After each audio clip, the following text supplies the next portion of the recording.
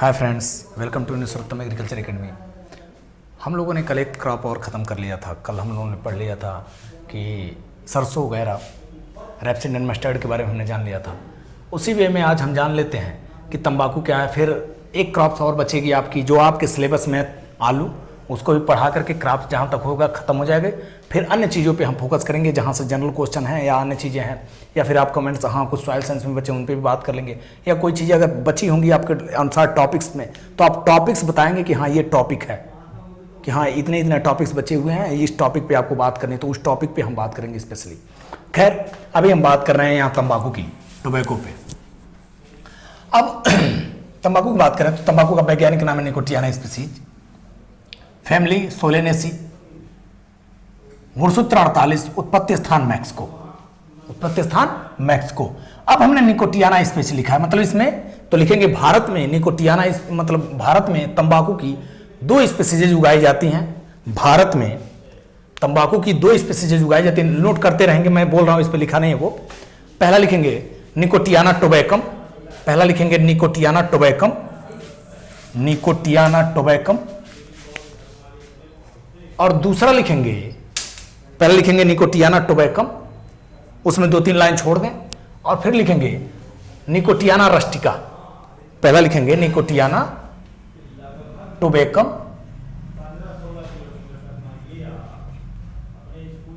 Nicotiana tabacum में थोड़ा सा लिखेंगे, इसे देसी तंबाकू के नाम से भी जाना जाता है। इसे क्या जानता है? देसी तंबाकू के नाम से जाना जाता है। इसमें 0.5 से 5.5% तक निकोटीन पाया जाता है। कितना निकोटीन पाया जाता है?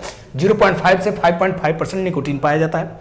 अगर हम इस निकोटीन की बात अगर कहीं भी देखें तो आज के डेट में तो गवर्नमेंट ऑफ इंडिया हर तरीके से कह रही है तंबाकू खाना निषेध है, तंबाकू खाना स्वास्थ्य के लिए हानिकारक है, it is injurious to health, पता नहीं डिफरेंट काजेज कैंसर, पता नहीं बहुत सारे कोटेशन है उसके। तो लेकिन अपने हिसाब देख के अपना, लेकिन खाना होना मत। तो 0.5 से 5.5% निकोटियाना टोबैकम में निकोटीन पाया जाता है। अब हम बात करें इसका प्रयोग किस लिए करते हैं, तो इसका प्रयोग किसके लिए करते हैं? स्मोकिंग पर्पज, मतलब धूम्रपान, धूम्रपान के लिए करते हैं, धूम्रपान के लिए करते हैं। इसका प्रयोग किसके लिए करते हैं? धूम्रपान, स्मोकिंग पर्पज, तथा चबाने के लिए, च्यूइंग पर्पज, चबाने के लिए इसका प्रयोग करते हैं। किसका पूछा जाता है? निकोटियाना टोबैकम का प्रयोग किसके लिए करेंगे? तो मेनली धूम्रपान, फिर चबाने के लिए। इसको नोट कर लेंगे। अब लिखेंगे Nicotiana rustica, Nicotiana rustica, Nicotiana rustica, RUSTICA, या देवनागरी लिपि में लिख लेंगे रस्टिका, र आधा सौ पट्टी, फिर टट्टू वाला टॉ पर छोटी की मात्रा, फिर कौआ वाला का पर आ की मात्रा, Nicotiana rustica, RUSTICA rustica, Nicotiana rustica. अगर हम इसकी बात करें, निकोटियाना रस्टिका की बात करते हैं, तो इसमें ध्यान रखेंगे, इसमें 3.5 से 8% तक निकोटीन पाया जाता है। कितना पाया जाता है? 3.5 से 8% तक निकोटीन पाया जाता है। इसका प्रयोग सूंघने, स्नफ पर्पज, सूंघने, हुक्का तथा सूंघने तथा हुक्का पर्पज के लिए किया जाता है। हुक्का, HUKKA, हुक्का लगभग सबने देखा होगा, हुक्का। तो इसका प्रयोग किसके लिए करते हैं? निकोटियाना रस्टिका का स्नफ, मतलब सूंघने के लिए, और हुक्का के लिए। जो हुक्का आपने देखा होगा, काफी मूवियों में भी देखा होगा, अक्सर आपने अमजद खान की मूवियों में देखा होगा हुक्का पीते हुए उसे, या आप वेस्ट यूपी में चले जाएं तो वहां भी मिल जाएगा। वैसे लगभग सभी जगह, ये आपके बुंदेलखंड वगैरह जोन में भी ये चीजें चलती हैं। खैर, तो इस चीज का इसके लिए प्रयोग करते हैं। ऊपर वह पहला मैंने बताया, उसको क्या कहते हैं? देसी तंबाकू, और इसको क्या कहते हैं? विदेशी तंबाकू। उसको क्या कहते हैं? देसी तंबाकू, और इसको क्या कहते हैं? विदेशी तंबाकू। निको रस्टिका इज एक्सोटिक ब्रीड्स और वेराइटीज या स्पीसीज, और उसको हम क्या कहें? वो कौन सी स्पीसीज है? वो डोमेस्टिक स्पीसीज है आपका। क्या नाम है आपका? Nicotiana tabacum. तो इस बात का ध्यान रखेंगे, वो देसी है और ये आपका विदेशी तंबाकू के नाम से जानते हैं। अब कुछ प्रोसेस करते हैं, उनको देख लेते हैं। पहले प्रोसेस हम बाद में पढ़ेंगे। पहले सीड रेट लिखेंगे, सीड रेट, फिर कुछ और सिनेरियो बता देते हैं हम इसमें। सीड रेट में लिखेंगे, इसमें सीड रेट लिखेंगे पहला 2 से 3 किलोग्राम सीड प्रति हेक्टेयर, 2 से 3 किलोग्राम बीज प्रति हेक्टेयर लगता है। ये जो है, ये जो सीड की मात्रा है, ये 1 हेक्टेयर में नर्सरी डालने के लिए होता है। सॉरी 1 हेक्टेयर, हाँ 1 हेक्टेयर में नर्सरी, अगर हम 2 से 3 किलोग्राम बीज का यूज कर रहे हैं तो इससे कितने हेक्टेयर में नर्सरी डालेंगे?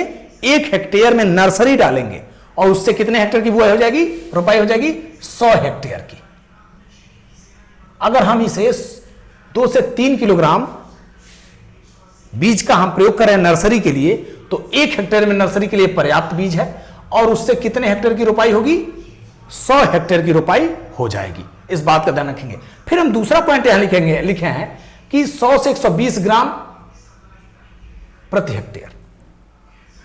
मतलब कि इसका कहने का मतलब है कि अगर ये जो बीज की मात्रा है ये 100 वर्ग मीटर क्षेत्रफल में नर्सरी डालने के लिए पर्याप्त है। कितने वर्ग मीटर में? 100 वर्ग मीटर क्षेत्रफल में नर्सरी डालने के लिए पर्याप्त है, जिससे कि 1 हेक्टेयर की रोपाई हो जाएगी और यहां इतने बीज से 100 हेक्टेयर की रोपाई हो जाएगी। दोनों में डिफरेंस बड़े माइनर है, हिसाब से देख लेंगे इसको। इससे 100 हेक्टेयर की रोपाई हो जाएगी 2 से 3 किलोग्राम बीज से, और इससे कितनी रोपाई हो जाएगी? कितने की? 1 हेक्टेयर की रोपाई हो जाएगी। ये 100 वर्ग मीटर क्षेत्रफल में नर्सरी डालने के लिए पर्याप्त होता है ये बीज दर, और ये 1 हेक्टेयर में नर्सरी डालने के लिए पर्याप्त होता है ये बीज दर। इस बात का भी थोड़ा सा ध्यान रख लेंगे।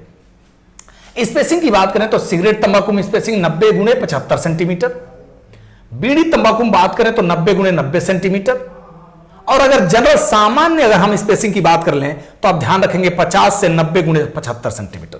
50 से 90 गुणे 75 सेंटीमीटर मतलब पौधे से पौधे की दूरी इतना और लाइन से लाइन की दूरी इतना, पौधे से पौधे की दूरी और लाइन से लाइन की दूरी, पौधे से पौधे की दूरी और लाइन से लाइन की दूरी। इस बात का ध्यान रख लेंगे थोड़ा सा।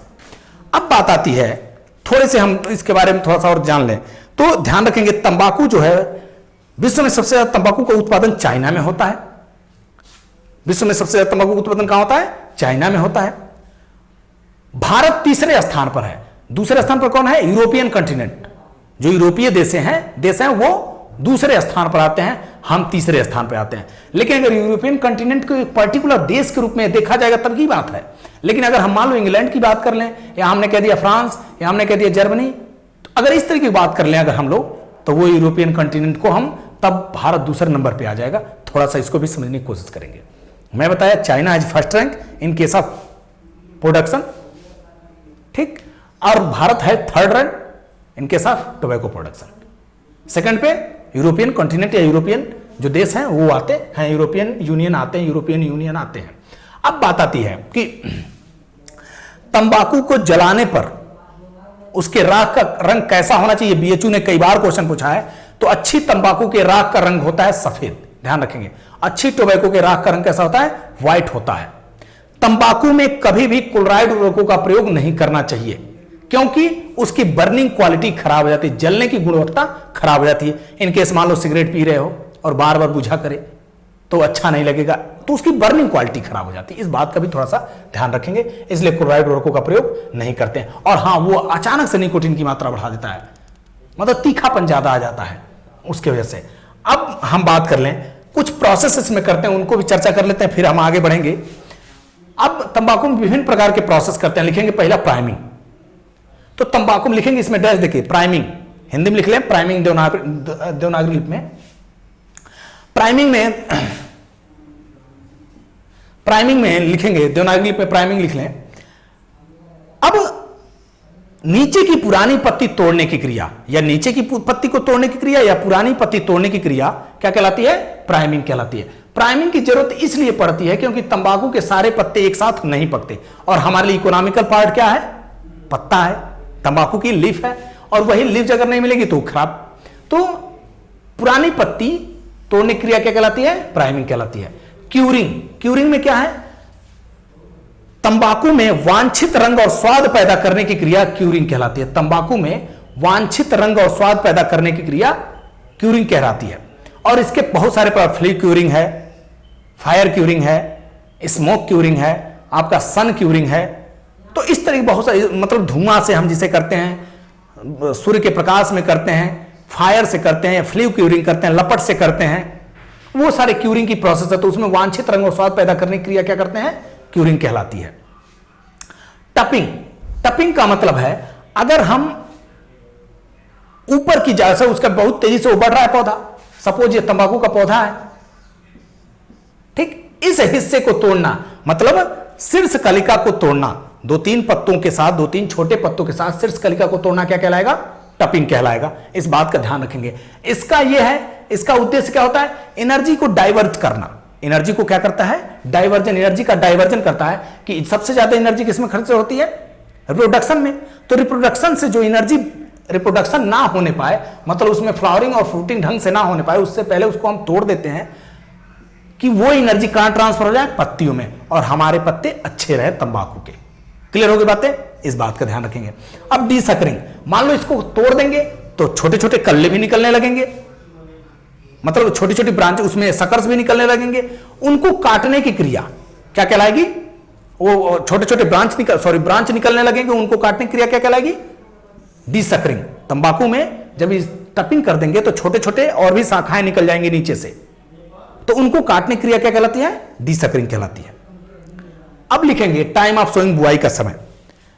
तंबाकू में नर्सरी, ध्यान रखेंगे, तंबाकू में नर्सरी अगस्त माह में डालते हैं, अगस्त के द्वितीय पखवाड़े में। तंबाकू में नर्सरी अगस्त के सेकंड पखवाड़े में डालते हैं, द्वितीय पखवाड़े में डालते हैं, तथा उसकी रोपाई अक्टूबर मंथ में करते हैं। लिख लेंगे इस बात को। कब डालते हैं? अगस्त माह के द्वितीय पखवाड़े में डालते हैं। और कब आप ट्रांसप्लांटिंग करेंगे उसका? अक्टूबर मंथ में ट्रांसप्लांटिंग करते हैं। इतनी बातों पे ध्यान रखेंगे। एक पॉइंट और लिखेंगे, तंबाकू में जल भराव होने पर फ्लॉपिंग नामक विकार उत्पन्न हो जाता है। कौन सा विकार होता है? फ्लॉपिंग। मैं लिख देते हैं फ्लॉपिंग।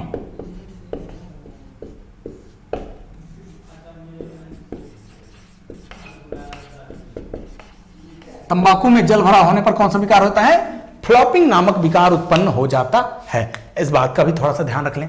ठीक। भारत में ध्यान रखेंगे, भारत में सबसे ज्यादा तंबाकू आंध्र प्रदेश में होता है, लेकिन अगर पूछ ले भारत में सबसे ज्यादा सिगरेट तंबाकू का उत्पादन कहां होता है, तो गुजरात में होता है। इस बात का भी ध्यान रख लेंगे।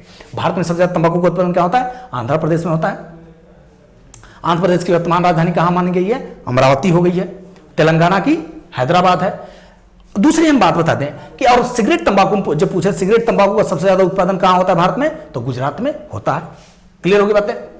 अब लिखेंगे, हाँ एक बात और, सिगरेट तंबाकू होते हैं, सिगरेट तंबाकू में निकोटीन की मात्रा 1% से कम होना अच्छा रहता है। कितना होना चाहिए? 1% या less than 1%। 1 or less than 1% होना चाहिए। तंबाकू में निकोटीन की मात्रा कितनी होनी चाहिए? 1 आर लेस देन 1, या तो 1 के बराबर हो या 1 से कम हो तो अच्छा माना जाता है।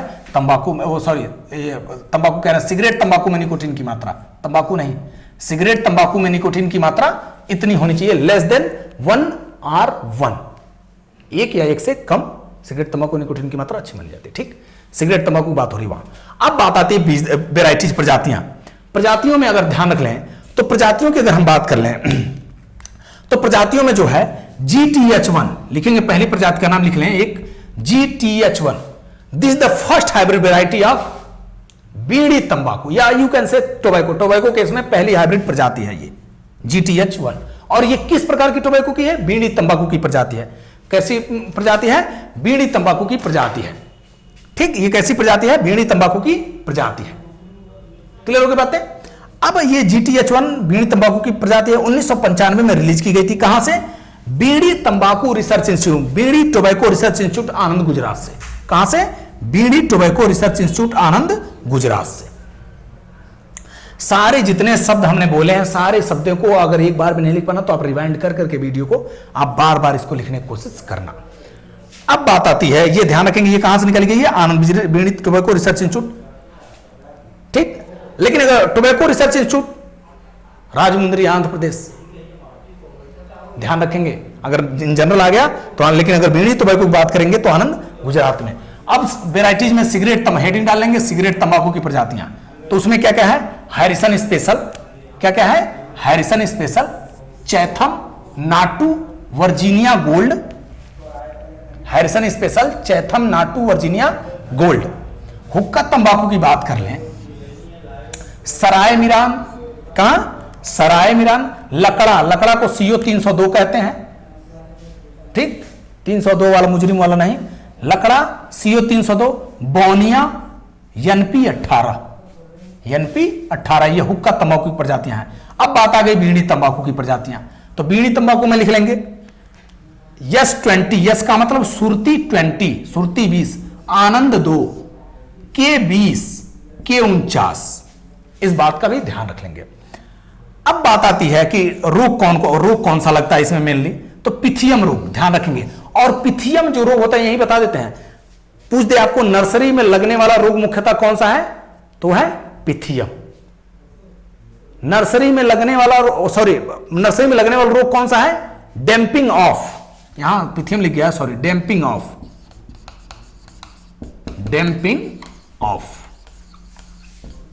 नर्सरी में लगने वाला मेनली रोग कौन सा है, डैंपिंग ऑफ, मतलब आर्द्र गलन। और यह किस कवक से होता है, पिथियम कवक से। तो लिखेंगे तंबाकू में यह रोग, डैंपिंग ऑफ के बारे में, तंबाकू में यह रोग पिथियम अफेनिडर्मेटम, पिथियम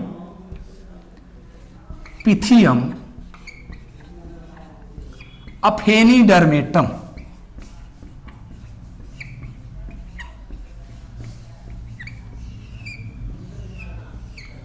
पिथियम अफेनिडर्मेटम, क्लियर होगी बातें। पिथियम अफेनिडर्मेटम नामक कवक के कारण यह रोग होता है। तो पूछ देगा आपसे, किस इन जनरल पूछ दे, सीधे जनरल, कि नर्सरी में लगने वाला मुख्यतः रोग कौन सा है, तो है डैंपिंग ऑफ। और नर्सरी में लगने वाला मुख्यतः कवक कौन सा है, तो पिथियम कवक। क्लियर होगी बातें। अब लिखेंगे टीएमवी, टोबैक मोजैक वायरस, दूसरा ये भी एक रोग है, लगता है वायरस की वजह से होता है। तो लिखेंगे यह विषाणु जनित रोग है और इसे फैलाने का काम माहू करती है, फैलाने का माहू करती है। यहां पुष्टि हुई थी, टीएमवी पर ही पुष्टि हुई थी कि RNA is a genetic material. RNA क्या है, यह एक आनुवंशिक पदार्थ है। इस बात का भी ध्यान रख लेंगे थोड़ा सा इसी पे। और यह आरएनए से होता है, यह डिजीज कैसे होता है, आरएनए से होता है।